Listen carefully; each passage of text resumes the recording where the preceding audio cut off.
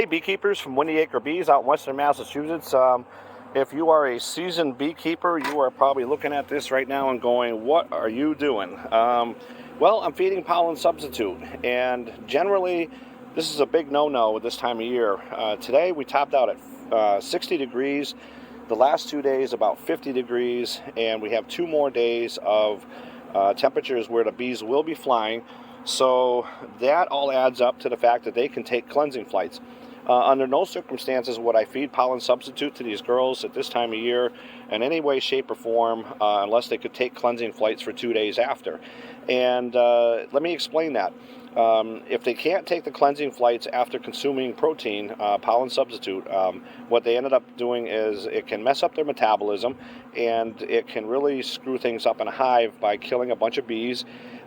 Possible it could lead to dysentery later on in the season here, but we're avoiding that because they have a couple days to take cleansing flights, and that is okay. So to feed pollen substitute right now, it's a good thing. Their brood that they're raising, and I did do some inspections today, quick. The brood that they're rearing in the strong colonies is upwards almost to around a frame, full frame to frame and a half, just jammed full of brood, which is great for this time of year.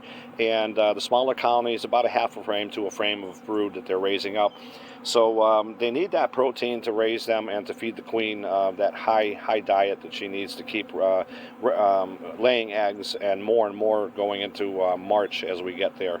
So a little teaser for a couple, melting days that we've had.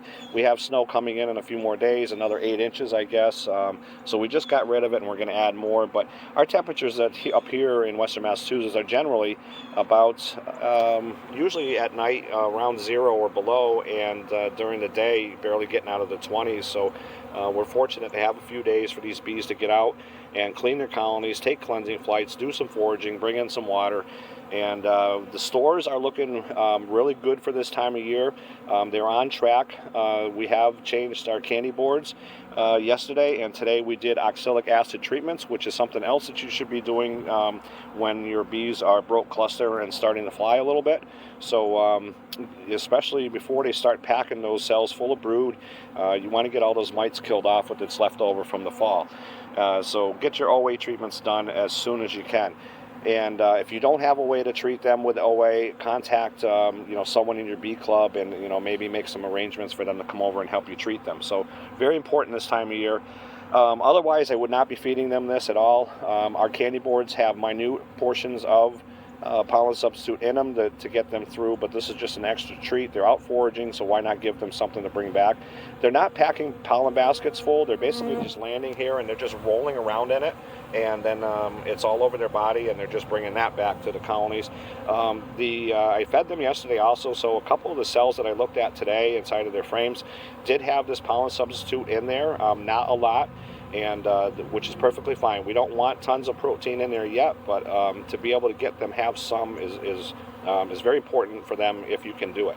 So that's about it. That's just going to answer some questions that I've had in the last week about should I or can I give them pollen substitute in any way, shape, or form. I am not a fan. Excuse me. I am not a fan of pollen patties this time of year. So again, if they can't take cleansing flights, then they can't rid themselves of that protein as they digest it. So we're going to leave them alone and let them do their thing here. And very nice to have a nice day to just sit back and relax outside, especially on a weekend, and watch our bees, see what they're doing, see how their colonies are doing.